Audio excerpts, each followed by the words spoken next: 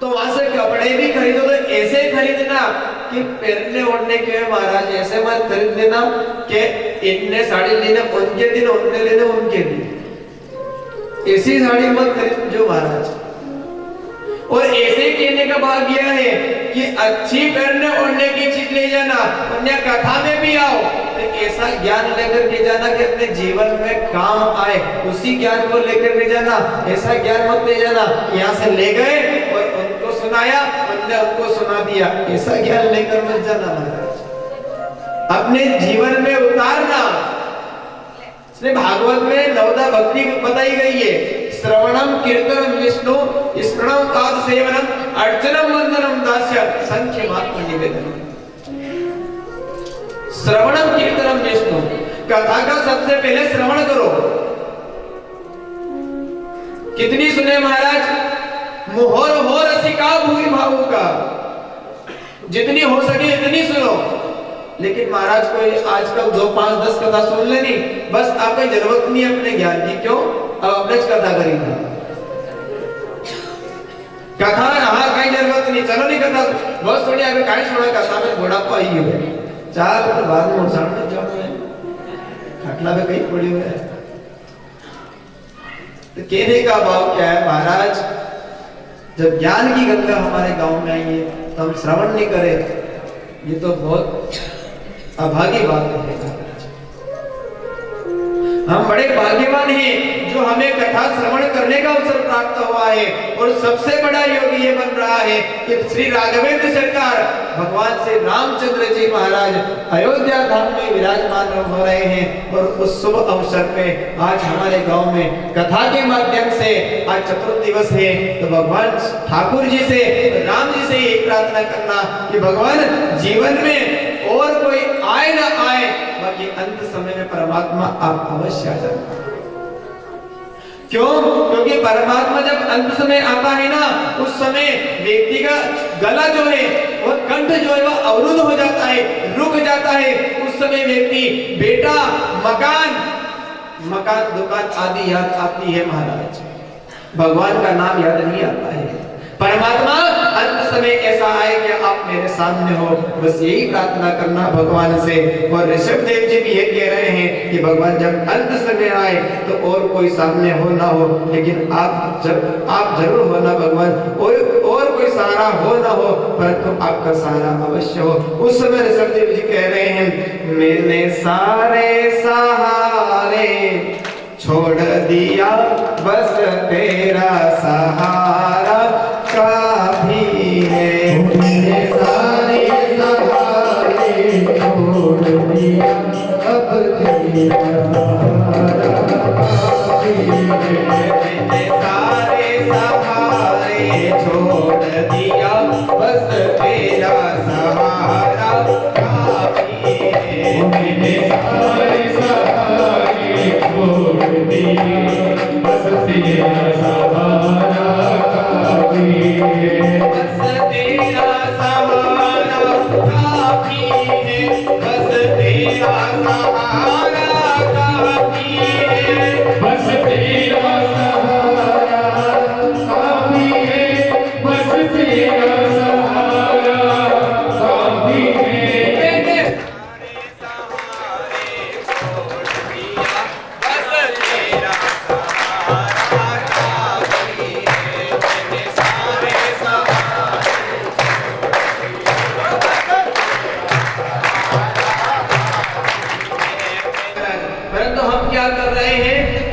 भागवतम नहीं, शरणद भागवतम रसमालयम। हम इधर से सुन रहे कथा को और इधर निकाल कर के जा रहे महाराज। इस कान से सुना और इधर दूसरे कान से निकाल दिया कि महाराज आपने जो कथा करी नहीं, बोले हाँ बस जो प्रसाद खाई हमने, प्रसाद खाई नहीं, यह कथा यहाँ जटघरी जी या कथा साथ में ले जाओ। क्योंकि हम पीवतम भागवतम रसमालयम श्रोता नहीं बने हैं। हम कौन से श्रोता बन रहे हैं? श्रवण रसमालय बन रहे हैं, सुनने वाले, जो इधर से जो है कथा सुनी इस कान से, उस कान से निकाला। कहते हैं महाराज कीमत उस व्यक्ति की ज्यादा होती है जो भागवत को अपने जीवन में सुन करके पी करके अपने जीवन में उतारे महाराज। एक स्वर्णकार था, एक मूर्तिकार था, उसने 2 मूर्ति बनाई। कितनी? 2 मूर्ति मैदान में रख दिया और कहा कि एक मूर्ति है 1000 की और एक मूर्ति है 1 लाख रुपए की। लोगों ने क्या कहा कि क्या 1 लाख वाली क्या हमारा सोने की है और 1000 वाली पीतल की है क्या? बोले कि नहीं, दोनों सोने की है और एक जैसा वजन है, परंतु मूर्ति का परीक्षा करके खरीदो महाराज। लोगों ने मूर्ति उठाए, कोई वजन देखे, कोई क्या करे। उस सभा में वहां से कोई एक महात्मा जा रहे थे। महात्मा ने कहा कि इन मूर्तियों की मैं परीक्षा करना चाहता हूं। ठीक है महाराज, परीक्षा लीजिए। महाराज ने एक रस्सी, एक सुतली उगवाई महाराज, उसको गीला करके बट करके जैसे ही उस मूर्ति की कान के अंदर उस धागे को डाला महाराज, वर्णन आता है कि वो सुतली इधर से इधर निकल गई। तब महात्मा ने कहा कि ये मूर्ति जो है 1000 रुपए की है। और दूसरी मूर्ति के कानों में जैसे ही महाराज वह रस्सी उन्होंने डाली तो वर्णन आता है कि वह अंदर उतर गई। तब महात्मा ने कहा कि ये 1 लाख रुपए की है। कहा कि कथा इधर से सुनकर के इधर से निकालते वह सर्वथा स्वतः हो जाता है, और जो महाराज सच्चा श्रोता वही है जो कथा सुन करके अपने जीवन में उतार लिए। लेकिन महाराज हम कथा सुने तो सही, परंतु कथा आपकी वापस न झटका नहीं चली जाओ, 4 तो बजवा दो आप। एक जितने महात्मा ने कथा करी महाराज, राम कथा 9 दिन तक कथा सुनाई, 9 दिन तक खूब महात्मा ने कथा सुनाई और भक्त ने कथा अच्छी सुनी, खूब भाव से सुनी। तब महात्मा 9 दिन तक कथा सुनी और कहा कि महाराज आपने कथा सुनी, यजमान देवता अब मैं जा रहा हूं। आपने कथा सुनाई, अच्छी बात है। आपने कथा कौन सी सुनाई? बोले राम कथा। अच्छा, राम कथा सुनाई तो भगवान आपने जो राम कथा सुनाई है, मैंने 9 दिन तक कथा सुनी, परंतु ये बताओ राम कथा में राम और एक तो राम थे और एक रावण था, तो ये बताओ राम और रावण में देवता कौन था और राक्षस कौन था? क्या कहा? राक्षस कौन था? राम जी राक्षस था कि रावण राक्षस तो? और महात्मा ने माथो बोली जो कि दादा ना तो राम जी राक्षस था ना फिर रावण राक्षस था, राक्षस तो और 2009 दिन तक सुनाई गई। मतलब कहने का भाव यह है कि तू जो सुनी कथा उसको अपने जीवन में नहीं उतारा। मतलब कथा सुनने के बाद भी ये नहीं पता चला कि राम कौन है और रावण कौन है। ऐसा नहीं होना चाहिए महाराज, कथा को अपने जीवन में उतारे। तब भरत जी ने भी उनके पुत्र को राज्य तिलक किया और जंगल में चले गए, भगवान का भजन किया। और भजन करने के पश्चात वर्णन आता है कि भरत जी महाराज नेपाल में दामोदर कुंड में वहां जाकर के खड़े होकर के गायत्री जप किया, भजन किया और भजन करते करते कई दिन बीत गए। कहते हैं कि उन महात्मा का इतना समय बीतता गया कि 1 माला 2 माला नहीं 200 माला की रोज जप करते महाराज। कितने? 200 माला रोज जपते थे, रोज 200 माला। हुआ यह 200 माला जपने वाले महात्मा के एक दिन सरोवर के अंदर खड़े होकर के जप रहे थे माला। तब वर्णन आता है कि एक गर्भवती हिरनी उस सरोवर के पास में जल पी रही थी और कहीं से जंगली महाराज शेर आ गया। जैसे शेर ने जोर से दहाड़ लगाई, उसी समय कहते हैं हिरनी जो है वह आदरणीय भोला गुरु जी जहाँ कहीं भी वो मंच पर पधारे, हार्दिक स्वागत और अभिनंदन है। श्री कृष्ण गोविंद हरे मुरारी, हे नाथ नारायण वासुदेव। श्री कृष्ण गोविंद हरे मुरारी, हे नाथ नारायण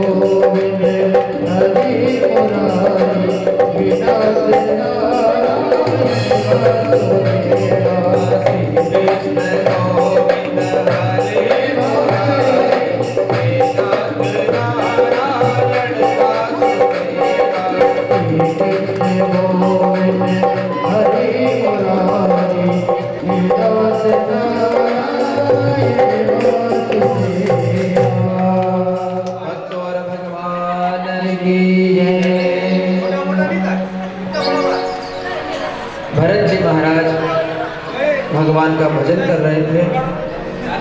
उसी समय उस हिरणी को सरोवर में दौड़ लगाते हुए देखा महाराज। तो हिरणी जो है, कुछ तो शेर जो था उसका भय, और जो हिरणी थी उसके गर्भ में जो बच्चा पल रहा था उसने जो है सरोवर में जन्म ले लिया महाराज। हिरणी उस किनारे दौड़ लगा कर गई। कुछ शेर का भय, कुछ महाराज प्रसव की पीड़ा, उसके कारण जो है हिरणी ने अपने शरीर को त्याग दिया महाराज। तो वर्णन आता है कि भरत जी महाराज ने अपनी जो माला है उस माला को जपना बंद कर दिया और अपने गले में पहन लिया माला को महाराज, और उस हिरणी के बच्चे को बचाया महाराज। और संत का यही लक्षण है महाराज, बहते हुए को बचाए, उसी का नाम संत है। साधु वही होता है जो अपने शिष्य को, अपने भक्त को सही रास्ते पे ले जाए, उसी का नाम साधु है महाराज। साधु वही है जो अपने शिष्य को परमात्मा के मार्ग पर ले जाए, उसी का नाम साधु है। गुरु उसे कहते हैं जो अपने शिष्य को, आत्मा को परमात्मा से जोड़ दे।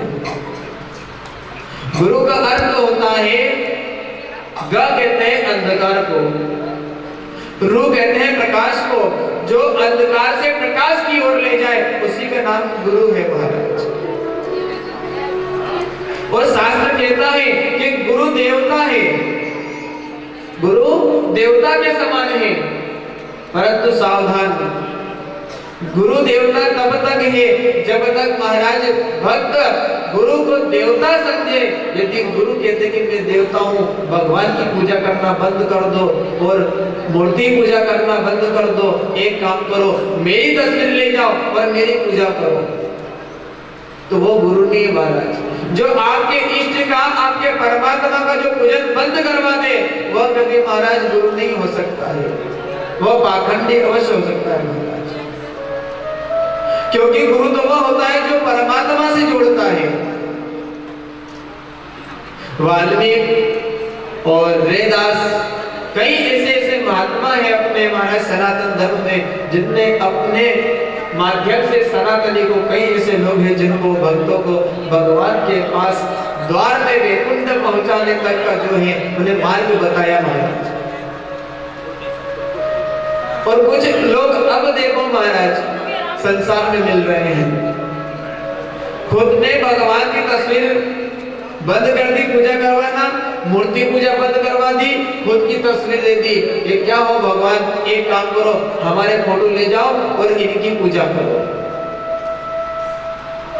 उनने इतना आडंबर रच लिया है कि भगवान की पूजा बंद कर दी, स्वयं की पूजा प्रारंभ करवा दी। और तो एक महात्मा का नाम सुना था जो महाराज निर्मल बाबा, जो सुबह भक्त उठे और एक काम काम करो, टीवी में निर्मल बाबा खोल लो, निर्मल बाबा टीवी जैसे खोलोगा और 100 200 का नोट लाइन बैठी जाओ, कहीं में कहीं थी 2000 का 500 का बढ़ी जाएगा। तो कहने वाला ने क्या काम करया कर, बोले कि टीवी खोलने से और महात्मा के दर्शन करने से यदि 100 200 के नोट गिनने से यदि 1000 500 2000 के हो जाए तो एक काम किया कर, क्या बोले कि भूख लगे वन टाइम पे जो है टीवी चालू करीने महात्मा के सामने टीवी के सामने मुंह खोले बैठी जाएगा। ये सच्चे महात्मा होंगे तो तेरा जो पेट है वो भर जाएगा। कहने का भाव क्या है महाराज, आडंबर में ना पड़े, क्योंकि ऐसे जो महात्मा है जो भगवान की पूजा बंद करवाते हैं, स्वयं की पूजा चालू करवाते हैं, कहते हैं कि वह संसार में जो जेल होती है उस जेल की हवा खाते हैं, और जब भगवान परमात्मा के जाते हैं तो वहां की जेल की भी हवा खाते हैं महाराज। ऐसे महात्माओं से दूर रहना जो परमात्मा से जोड़े नहीं, स्वयं की पूजा चालू करवाते हैं। ये मानते हैं कि गुरु जो है मार्ग बताने वाला है, देवता का रूप है, परंतु गुरु कहते कि मेरी पूजा करो, मैं देव हूं, ये गलत है महाराज। पति परमेश्वर है, ये मानते हैं कि पति परमेश्वर है, पति परमेश्वर तब तक है जब पत्नी माने कि हाँ आप परमेश्वर हो, मेरे देवता हो। यदि पति ये कहते कि मैं देवता हूं तो मेरी पूजा कर, तो ये गलत है महाराज। श्री संत भरत जी महाराज ने क्या किया कि उस हिरणी के बच्चे को सरोवर से बचा करके जो है बाहर लेकर आए, और महाराज कड़ाके की ठंड पड़ रही थी, उस कड़ाके की ठंड में बहुत ठिठुर रहा था वो छोटा सा बच्चा हिरणी का, तब अग्नि जला करके उसे तपाया महाराज, और तपा करके कहते हैं कि भरत जी महाराज उसकी सेवा करने लगे महाराज। संत ने बचाया, यहाँ तक बहुत अच्छा किया महाराज, परंतु संत का जो मन है ना वह ममता में बदल गया। हिरणी के बच्चे को स्नान करवाए, हरी हरी घास लाके खिलाए, यदि कहीं आंखों से कहीं ओझल हो जाए, कहीं चला जाए, तो महाराज क्या कहते हैं, हाय हिरणी के बच्चे, हाय हिरणी के बच्चे, कहाँ चला गया, तुम्हारे सिवा मेरा कौन है, और तुम्हारा तो मैं सब कुछ हूँ, है हाय हिरणी के बच्चे, हाय हिरणी के बच्चे। अंत दुर्गतवा कहते हैं कि भगवान की जो 200 माला जपते थे वह माला छूट गई महाराज, मात्र 1 और 2 माला जप रहे भरत जी महाराज। जो 1-2 माला जपते थे वो भी छोड़ दी, दिन रात हिरणी के बच्चे के पीछे रहे महाराज, हाय हिरणी के बच्चे, हाय हिरणी के बच्चे। और हिरणी के बच्चे में इतना मन उलझ गया कि जब अंत समय याद आया महाराज, तो अंत समय में और कोई याद नहीं आया, हिरणी का बच्चा ही याद आया। और जब हिरणी का बच्चा याद आया तो वर्णन आता है कि अंतमति सो गति, और अगला जन्म भी भरत जी को हिरण का लेना पड़ा महाराज। भरत जी महाराज हिरण का जन्म तो ले लिया, परंतु भगवान की ऐसी कृपा हुई महाराज कि उनके अगले जन्म की उन्हें कथा याद थी कि मैंने गलती करी है परमात्मा, मैंने आपका भजन नहीं किया, और हिरण के बच्चे के अंदर मन को रमा लिया, भगवान अब गलती नहीं करूंगा, एक बार मनुष्य बना दे परमात्मा, क्योंकि महाराज मनुष्य एक ऐसा जीवन है जो भगवान का भजन कर सकता है। व्यक्ति जानवर हो, व्यक्ति यदि कोई जीव जानवर बन जाए, कोयल बन जाए या कई प्रकार के जीव जंतु बन जाए, तो महाराज वह कथा नहीं सुन सकता है, वह भगवान की भक्ति नहीं कर सकता है। आप ये कथा में बैठे हो, पांडाल में अच्छा बढ़िया सजा कर बैठे हो, आप कथा सुन रहे हो, मान लो कहीं से कुत्ता आ जाए महाराज, वो बैठ जाए कि मैं भी कथा सुनूं, तो आप लोग बैठने दो उसे, डंडा लेके भगा दो कि नहीं भगा दो, जब भाग यहाँ से। तो कहने का भाव क्या है महाराज, हमें मनुष्य जीवन दिया है, इस मनुष्य जीवन को बर्बाद नहीं करना है, हमें भगवान का भजन करना है। इस मनुष्य जीवन से मंदिर में जाकर चरणामृत लेना है, हमें इस मनुष्य जीवन से कथा में सत्संग में जाकर प्रसाद लेना है। लेकिन महाराज हमने नियम बदल दिया है, हम चरणामृत तो नहीं ले, सुबह उठते से दारू के ठेके पे पहले जाएंगे महाराज, कि महाराज चरणामृत नहीं चाहिए हमारे। और कहते हैं महाराज जो शराब पीता है, कहते हैं कि वह शराब नहीं हिरण्यकश्यप का खून पीता है महाराज। आएगा प्रहलाद की कथा आपको बताएंगे आगे महाराज।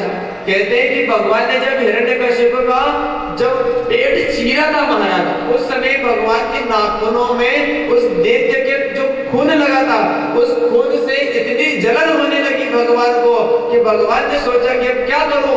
तब भगवान ने महुड़ी का जो झाड़ है उसके अंदर अपने नाखून चुबो दिए थे महाराज, और वो जो खून है हिरण्यकश्यप का वो महुड़ी के झाड़ के अंदर लग गया महाराज।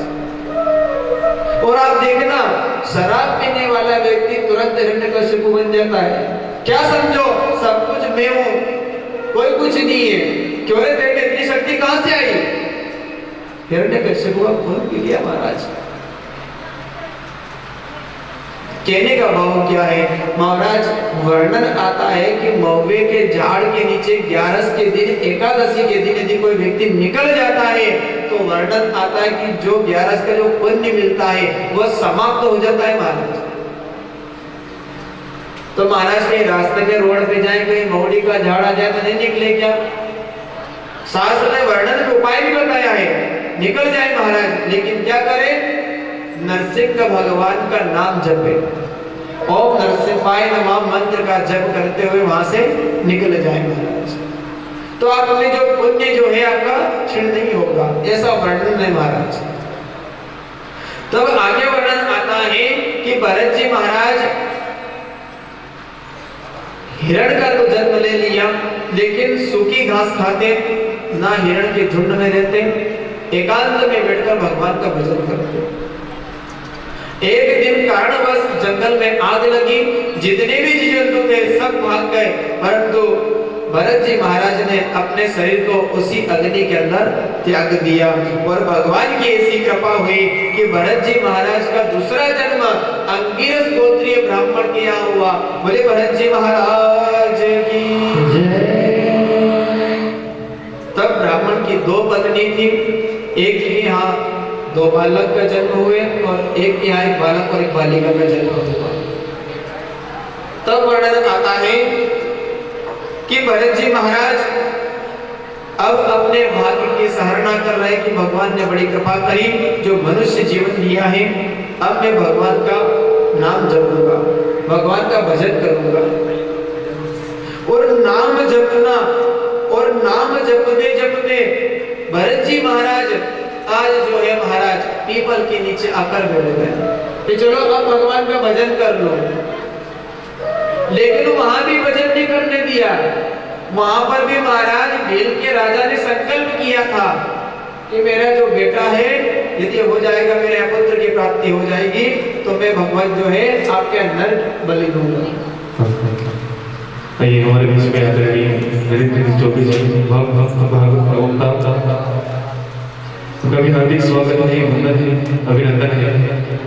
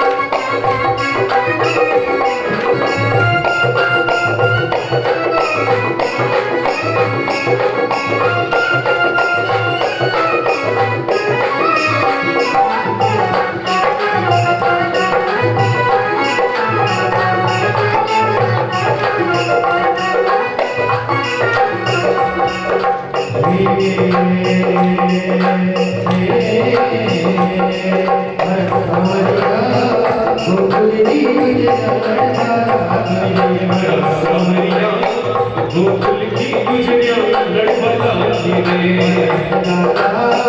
गोकुल की गुजरिया लड़बड़ा रे मारा लाडोरा गोकुल की गुजरिया लड़बड़ा रे गोकुल की गुजरिया लड़बड़ा गोकुल की गुजरिया लड़बड़ा रे गोकुल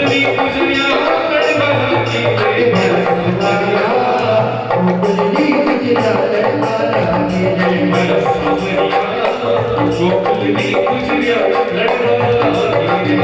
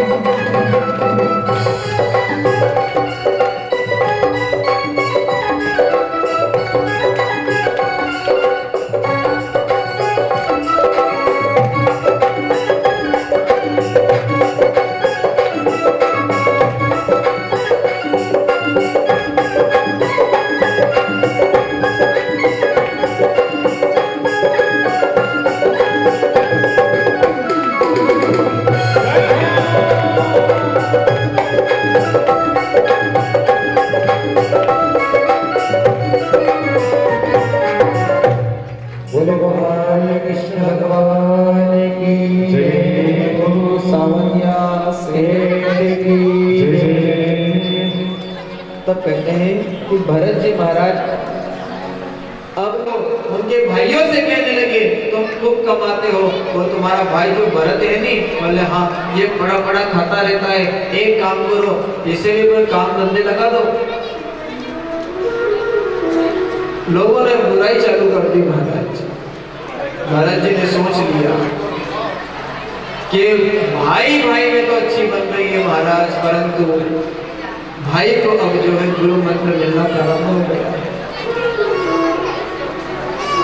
और तो दोनों भाई का जब विवाह होता है तो वर्णन आता है कि जो भाभी आती है वह भी उनके भाई को इतना सिखा देती है कि आप दिन भर काम करते रहते हो, एक काम करो अपना अलग हो जाओ। क्यों? हमारा बड़ो भाई जो है भरत बड़े बड़े खाए। जो गुरु मंत्र मिले महाराज, जो गुरु मंत्र मिले, ऐसा गुरु मंत्र मिले बेचारा के तो माँ से कभी माँ अपना अलग हो जाए। बताओ महाराज, जब व्यक्ति कुंवार रहता है तब उसे अकल नहीं आती कि अलग होने की।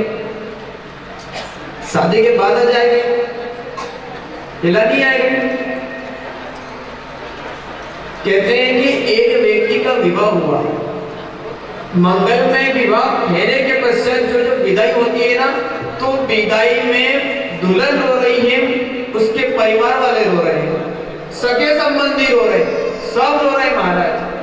अब यहाँ तक तो समझ में आए, गाड़ी में बैठो बैठो जो लाड़ो है वो भी रोए।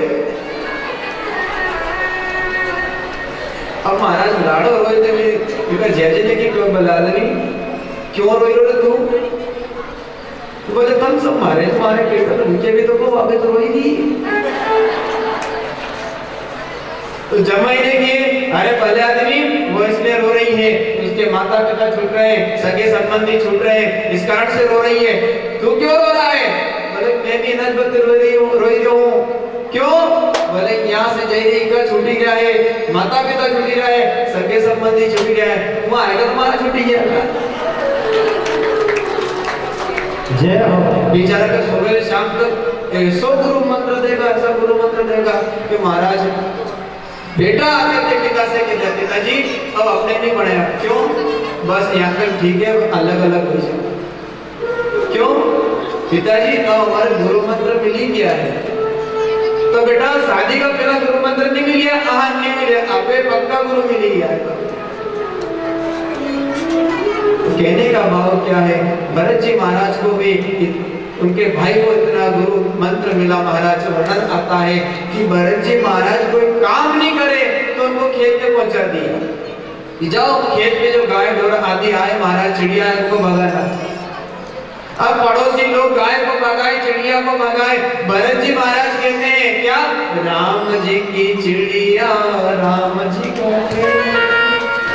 राम जी की चिड़िया राम जी का खेत, आओ हमारी चिड़िया भर भर पे, राम जी की चिड़िया राम जी का खेत, राम जी की चिड़िया राम जी का खेत, आओ हमारी चिड़िया भर भर पे, हमारी चिड़िया भर भर पे, आओ हमारी चिड़िया भर भर पे।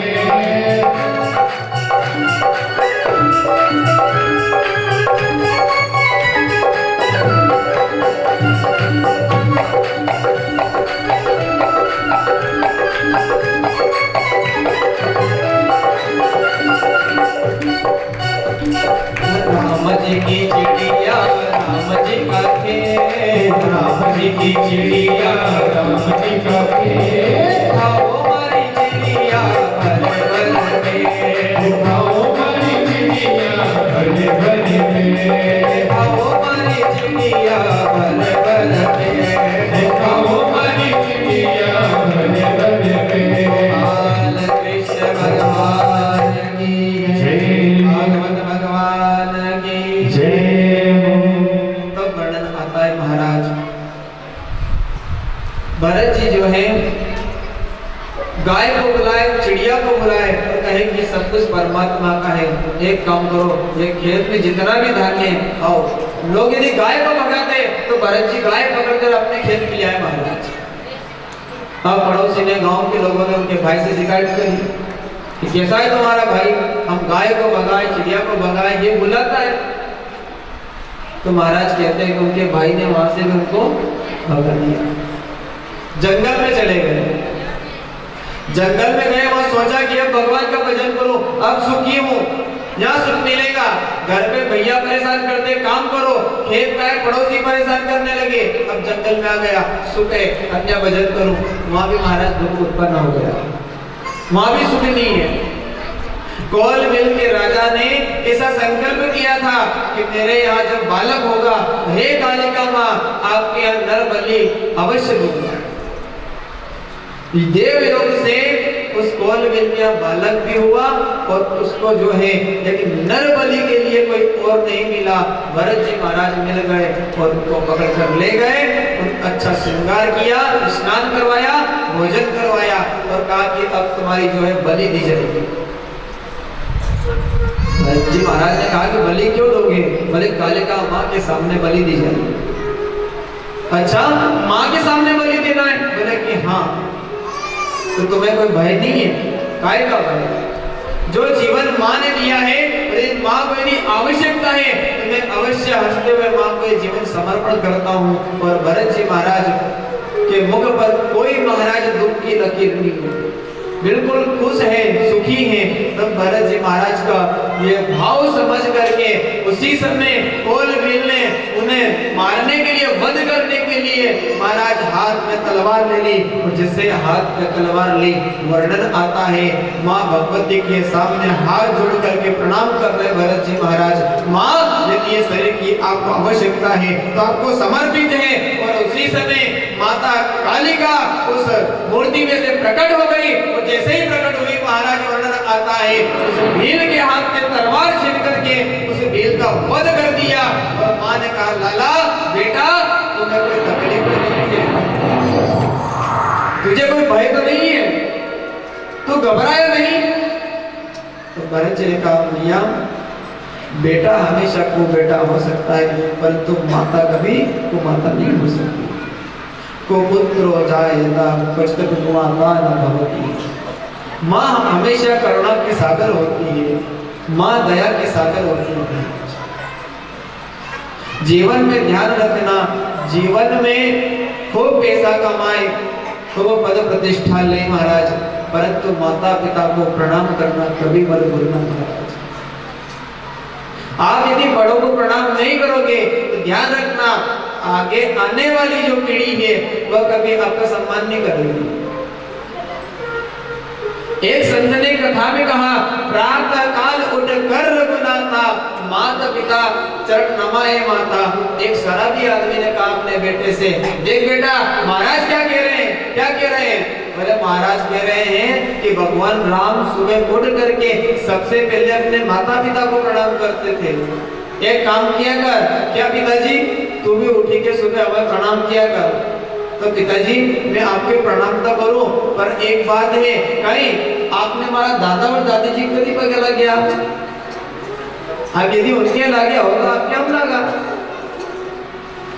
तो कहने का भाव क्या है महाराज, हमेशा बड़ों का सम्मान करना चाहिए। तब माँ जो है भगवती ने कौल बिलों को उद्धार किया और माँ भगवती ने आत्म उपदेश दिया भरत जी महाराज को। देखो जीव जैसा कर्म करता है ना उसको फल वैसा ही मिलता है महाराज। भील यदि भरत जी का वध करने के लिए बलि के लिए लेकर आए तो भरत जी का तो वध नहीं हुआ, परंतु भील का अवश्य कर दिया मां ने। कारण क्या है? क्योंकि उसने कर्म में भाव में ऐसा कर्म लाया कि महाराज मैं वध करूंगा, और जिस व्यक्ति ने हुआ दूसरे के लिए खोदा था कि ये गिर जाएगा, परंतु हुआ ये कि वह स्वयं गिर गया महाराज। एक आम का बगीचा है और बगीचे में बहुत फल है महाराज। बगीचे के मालिक हमेशा डंडा लेकर बैठा रहता, किसी को भी बगीचे में फल नहीं खाने दूंगा। कोई व्यक्ति रास्ते से जा रहा था, उसे भूख लगी, अब उसे और कुछ दिखाई नहीं दिया, महाराज फल दिखाई दिए, देव योग से वहां का मालिक था नहीं। वर्णन आता है कि वह आंखों ने देखा फल को और उसी समय उसके मन में आया कि ये पके पके फल खा तो महाराज तो आत्मा तृप्त हो गया। तो देखा किसने? आंखों ने। चलकर गए कौन? पांव। देखा आंखों ने, चलकर गए पांव, तोड़ा हाथों ने, तोड़ा हाथों ने और चखा रसना ने, और रखा किसने महाराज? पेट ने। अब इतने में आ गया कौन? मालिक। उसने कहा अरे भले आदमी हमसे बना पूछे तो आम खा रहा है, जो एक डंडा लेकर पीठ पे दी महाराज। पीठ ने की कि ना मैं खाने में, ना मैंने फल को महाराज देखा, ना मैं चल के गई, कुछ नहीं, वे तो मैं पीट गई। पीठ ने कहा कि क्या होगा मेरा? तब कुछ संतों का चिंता मत कर, देखो जिसने जो कर्म किया है उसको फल अवश्य मिलेगा। कहा कि देखा आंखों ने, चलकर गए पांव, तोड़ा हाथों ने, चखा रसना ने और रखा पेट ने। ये बताओ गलती पहले किसने करी? आंखों ने करी थी ने? पेट से यदि जोर से मारी, आंसू कहां से आए? आंखों से आए ना। तो कहने का भाव यह है कि जीव जैसा कर्म करता है उसको फल अवश्य मिलता है। तो सदकर्म करें महाराज, सत्संग करें, संतों का संग करें। आइए कथा में आगे हम चलते हैं। भरत जी महाराज जो है माता को प्रणाम करते हैं, प्रार्थना करते हैं और कहते हैं कि मैया जीवन में माँ कृपा सबसे बड़ी कृपा है। यदि माँ की कृपा यदि हो जाए तो बालक जो है विद्वान बन जाए, यदि माँ की कृपा ना हो महाराज तो बच्चा जो है चोर भी बन सकता है। तो प्रार्थना कर रहे हैं और कह रहे हैं भरत जी महाराज क्या? अंगना पधारो महारानी, मोरे शारदा भवानी। अंगना पधारो महारानी, मोरे शारदा भवानी। अंगना पधारो महारानी, मोरे शारदा भवानी। अंगना पधारो मोरी शारदा भवानी। शारदा भवानी, मोरी शारदा भवानी। शारदा भवानी, मोरी शारदा भवानी। शारदा भवानी,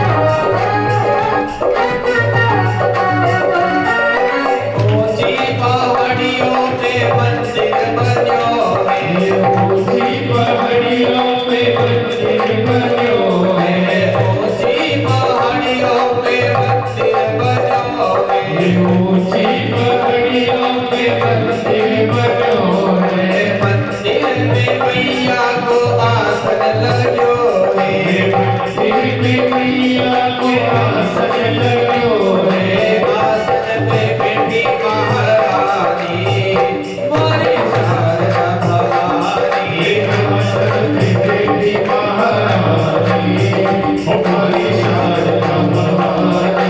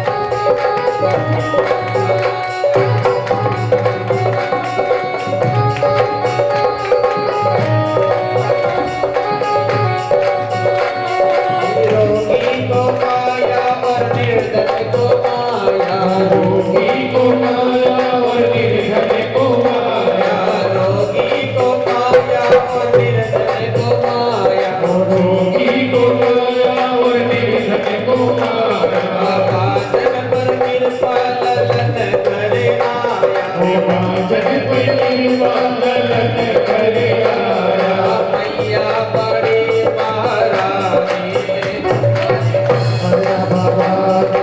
मैया बड़ी महारानी हमारी शारदा भवानी।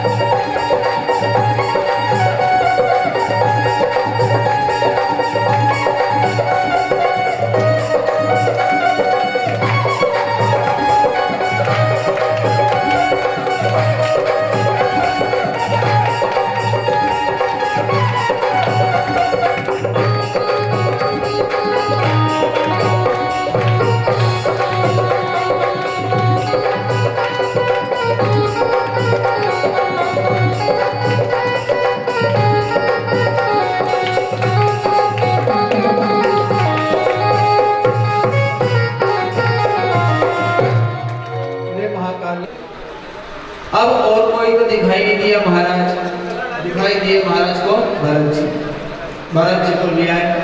अब भरत जी का एक नियम था, क्या 3 पांव आगे की जमीन लेकर के चलते थे महाराज। भरत जी का ऐसा नियम था कि पांव में भी ऐसा नहीं कि चींटी आ जाए महाराज, कोई कीड़ा आ जाए, कोई जीव जंतु आ जाए, यदि कोई जीव जंतु आ गया तो मर जाएगा महाराज, उसका पाप लगेगा। इसलिए भरत जी महाराज 3 पांव पृथ्वी आगे की देखकर चलते थे। लेकिन वर्णन आता है कि कोई कीड़ी का कोई नगरा ऐसा है, कीड़ी नगरा महाराज, उसको जैसे ही महाराज भरत जी के पांव में आने लगा, भरत जी महाराज को उछल गए। जैसे ही भरत जी महाराज, उसने महाराज को वर्णन आता है कि रघुवर राजा को जो पालकी में बैठा हुआ था उसको पालकी की सिर में लगी। रघुगण ने कहा, अरे कहो दंड से चलो, नहीं तो मैं दंडित करूंगा। सैनिकों ने कहा, महाराज हम तो सब सही चल रहे हैं, परंतु ये मोटा मोटा जो महाराज है ना, दादा महाराज जो मोटा राजा है, ये महाराज जो है ढंग से नहीं चल रहा। कौन है? कोई बहुत विकराल जटा है, महाराज कोई महात्मा लगता है। रघुगण ने कहा, ढंग से चलो, नहीं तो दंडित करूंगा, चिकित्सा करूंगा तुम्हारी। भरत जी महाराज ने कहा कि रघुगण राजा की पालकी जो थी, और संसार के लोग कहेंगे कि देखो जिस रघुगण राजा की पालकी जो थी, भरत जी संत महात्मा ने, वो जो रघुगण राजा है महाराज, वह मूर्ख का मूर्ख रह गया। तब उस समय वर्णन आता है कि भरत जी महाराज ने कहा, राजन क्या तुम बात करते हो, क्या दंडित करोगे राजन, क्या चिकित्सा करोगे राजन? पुष्प का रस निकाल करके इत्र बनाओगे, इत्र बनाने के बाद फिर क्या बनाओगे राजन? गेहूं को पीस करके आटा बना लोगे, आटा बना करके मैदा बना लोगे राजन, मैदा के बाद फिर क्या बनाओगे? राजा समझ गया कोई महात्मा। रघुगण राजा पालकी से नीचे कूद गया, कहा महाराज क्षमा करो, अपराध हो गया महाराज, आप कोई कपिल देव तो नहीं है, मेरे मन में अभिमान था, मेरे देह का अभिमान कर लिया था, महाराज क्षमा करें, आप कपिल महादेव हो क्या? दूसरी तुम्हारे पुनः गलती करी है राजा, मैं कपिल नहीं हूँ, जो तुम हो वही मैं हूँ राजा, मुझे और तुम्हारे में कोई अंतर नहीं है राजा। कहते महाराज जड़ भरत जी महाराज ने जो है आत्मोपदेश दिया, रघुगण राजा भी भगवान का भजन किया, और उस समय रघुगण राजा जो है वही भगवान की ध्यान करते हुए उत्तराखंड की ओर चले गए, और भरत जी महाराज जी भगवान का भजन करते हुए और साकेत धाम को गमन। बोले गोपाल कृष्ण भगवान की जय हो। हरि अनंत, हरि कथा अनंता, ये तो अनंत कथा है भगवान की, हरि अनंत स्वरूप के अनंत परमात्मा की, लेकिन समय का जो चक्र है महाराज वह बड़ी तेजी से चलता है। 2:40 हो गए हैं, तो समय से कृष्ण जन्मोत्सव भी मनाना है हमें। तो कथा को संक्षेप में ले जाते हुए कहते हैं कि एक अजामिल नाम का ब्राह्मण था, उसकी बुद्धि बिगड़ी और ब्राह्मण देवता जंगल में गया, एक वेश्या गणिका को देखा, विवाह करके घर ले आया, पत्नी को त्याग दिया, और उस समय गणिका को अधिक धन चाहिए था तो चोरी करता, डाका डालता, और अंत तो गत्वा एक दिन उसके घर में कोई महात्मा आए अयोध्या से, उसकी पत्नी से कहा भोजन की याचना करी, तब पत्नी ने कहा महाराज मैं वेश्या हूँ, एक काम करो सूखी सामग्री मिलो, सूखी सामग्री दे दी, और महाराज ने भोजन किया। और उस समय अजामिल आया, अजामिल से कहा कि महाराज आप हमें दक्षिणा दो। महात्मा ने कहा हमें दक्षिणा दो। अजामिल ने कहा कि जो दक्षिणा दी ना आपको यही बहुत है जो आपने भोजन किया, आपके कंदर तो में नहीं सुना, यही बहुत दक्षिणा है, चले जाओ यहाँ से। बोले महाराज हमें पैसे दीजिए, दक्षिणा के रूप में आपके जो बेटा होगा भी, नौवा जो बेटा होगा आपके यहाँ, आपकी पत्नी के घर में जो बालक है उसका नाम नारायण रख लेना। महात्मा चले गए, अपने बेटे का नाम नारायण रखा। कहते जब अंत समय आया उस समय और कोई याद नहीं आया। कौन याद आया? बेटा नारायण। यमदूत के पासों ने बांध लिया है अजामिल को, और उस समय कह रहा है बेटा नारायण बचाओ बचाओ। उस समय और कोई नहीं आया महाराज, ना उसका बेटा आया ना कोई सगे संबंधी आए। आकाश मार्ग से भगवान ठाकुर जी के दूत आ गए और महाराज पुष्पक विमान लेकर आए और यम के पास को काट लिया, और उसी समय कह दिया है यम के दूतों से इसने भगवान का नाम लिया है। महाराज आदरणीय हमारे बीच में गाँव से सरपंच और सबसे पहले आए हैं, सभी का स्वागत है। बिगड़ो तो बिगड़ो भैया ऐसा बिगड़ो, बिगड़ो तो बिगड़ो भैया ऐसा बिगड़ो। दुनिया को छोड़कर सत संगति जो, दुनिया को छोड़कर सत संगति जो। बिगड़ो तो बिगड़ो भैया ऐसा बिगड़ो, बिगड़ो तो बिगड़ो भैया ऐसा बिगड़ो। दुनिया को छोड़कर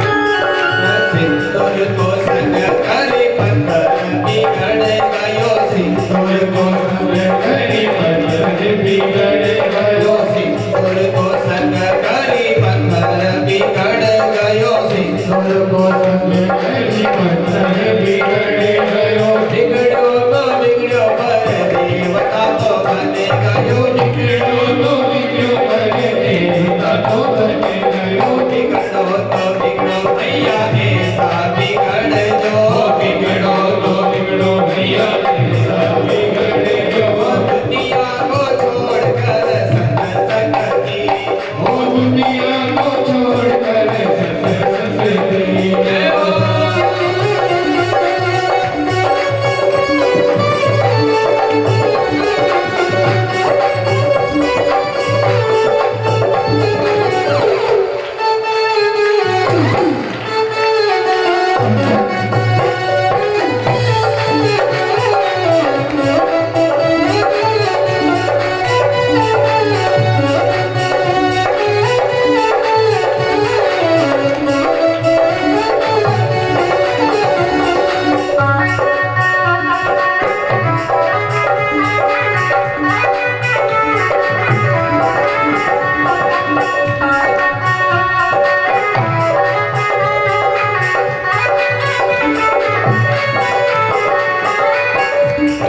सत्संग में आने से धंधो बिगड़ गयो सत्संग में आने से धंधो बिगड़ गयो भागवत में आने से धंधो बिगड़ गयो भागवत में आने से धंधो बिगड़ गयो बिगड़ो तो बिगड़ो पर जीवन संवर गयो बिगड़ो तो बिगड़ो पर जीवन संवर गयो बिगड़ो तो बिगड़ो भैया ऐसा बिगड़ जो बिगड़ो तो बिगड़ो भैया ऐसा बिगड़ जो दुनिया को छोड़कर सत्संग की जो दुनिया को छोड़कर सत्संग की जो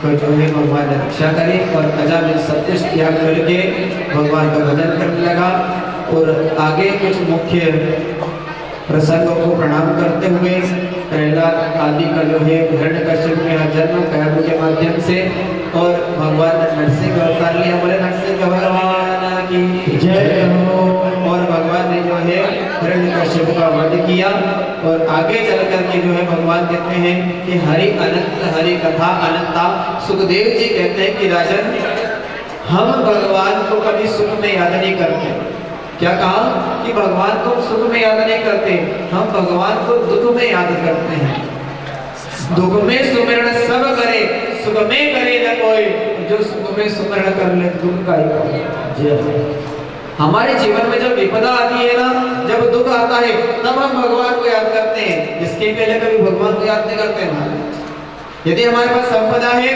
धन वैभव है आराम है तो कभी भगवान को याद नहीं करेंगे महाराज और कोई दुख आ गया तो उस समय तुरंत भगवान को याद करेंगे तो कहते हैं सुखदेव जी परीक्षित एक गजराज था गजराज जो है त्रिकुट पर्वत पर रहता था हाथी था त्रिकुट पर्वत का राजा था और कहते हैं कि उसके अंदर 10,000 हाथी का बल था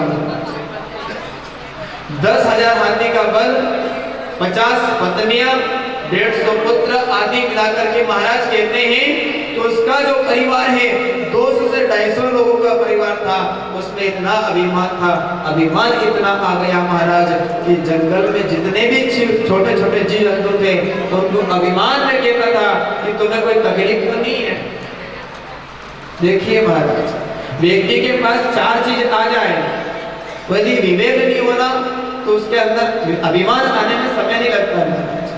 कौन कौन सी चार चीज? एक नवयुवापन होना, दूसरा संपत्ति का होना, तीसरा सत्ता का आ जाना और चौथा है जो महाराज समाज में प्रतिष्ठा मिल जाना। ये चार चीज आ जाए और व्यक्ति के पास विवेक ना हो तो उसके मन में अभिमान आ जाता है। और यही महाराज जो है गलती गजराज कर बैठा। मन में अभिमान कर लिया कि मैं जंगल का राजा हूँ, त्रिपुरा पर्वत का राजा हूँ, बल है मेरे अंदर 10,000 हाथी का। और अभिमान तकलीफ दे गया महाराज। सरोवर में पत्नी के साथ गया, बच्चों के साथ में गया, जल क्रीड़ा कर रहा था। उस समय वर्णन आता है कि महाराज एक ग्रहा ने, उस मगर ने ऐसा पांव पकड़ा हाथी का कि महाराज उसका बल छीण होने लगा। तब हाथी को पता चला कि मेरा पांव किसी ने पकड़ लिया है। तब हाथी ने कहा कि थोड़ा पांव छुड़वाना चाहिए। जैसे पांव को खींचा, वर्णन आता है हाथी निर्बल हो गया है। और उस समय हाथी को ग्रह जो है खींच करके सरोवर में ले जाने लगा। तब पत्नी और बेटों से कहा कि मैं अब दुख की घड़ी में आ गया हूँ, कोई ग्रह ने मेरा पांव पकड़ लिया है। तब उनके बच्चों ने सूंड से सूंड लगा करके उसे खींचना चाहा। महाराज 10 दिन हो गए, नहीं निकला सरोवर से बाहर। तब उस समय उसके जो बच्चे हैं वह छोड़ करके जंगल में चले गए।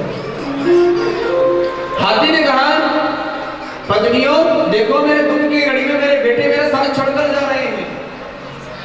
पर जिनके लिए इतना बड़ा वैभव किया मैंने, इतनी धन संपदा कमाई, समाज में प्रतिष्ठा करी और त्रिकुट पर्वत जैसे राजा बना वहां का मैं महाराज, त्रिकुट पर्वत का राजा बना हूं, इतनी समाज में प्रतिष्ठा है, फिर भी मेरे दुख की घड़ी में मेरे बेटे मेरे साथ। और महाराज आने वाले समय में यही होगा। बेटे जो है माता पिता को छोड़ करके देश विदेश चले जाएंगे। पर कहीं सुनने को भी मिला है कि जो है माँ ने शरीर छोड़ दिया, पिता ने शरीर छोड़ दिया, अंतिम संस्कार गांव के लोगों ने किया महाराज। अंतिम संस्कार के समय में उनके बच्चे नहीं आए। अपने बच्चे को खूब पढ़ाओ, खूब पढ़ा लिखा करके लायक बनाओ महाराज, परंतु इतना भी लायक मत बना देना कि कल से आपका ही सम्मान करना भूल जाए। इतनी शिक्षा तो आप देना महाराज उनको कि आपका सम्मान करें, आपका ध्यान रखिए बुढ़ापे के समय महाराज। और यही गलती कर बैठा हाथी महाराज। और उस समय गजराज की पत्नियों ने सूंड से सूंड लगाकर कुछ दिनों जो है उसे खींचना चाहा, परंतु पत्नियां भी थक गई तो वह भी जंगल में चली गई महाराज।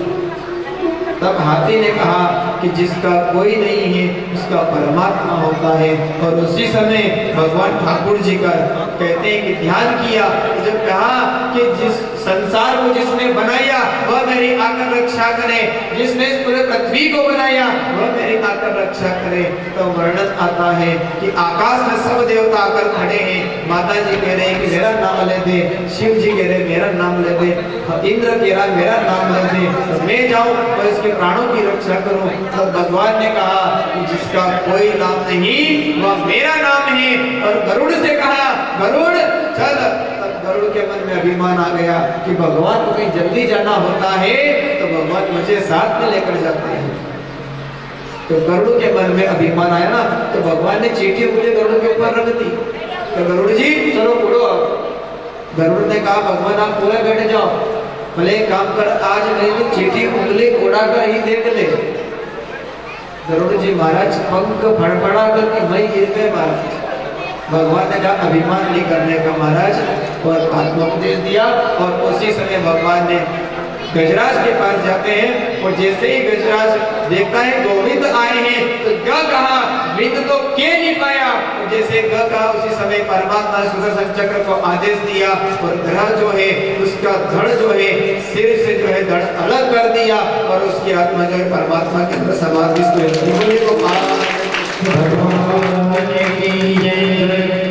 महाराज। ये जो कथा है ना, ये कोई हाथी और मगर की कथा नहीं है। क्या आप कथा सुन लो ना, हाथी तो ना मगर तो ना, उनको पांव पकड़ियो महाराज।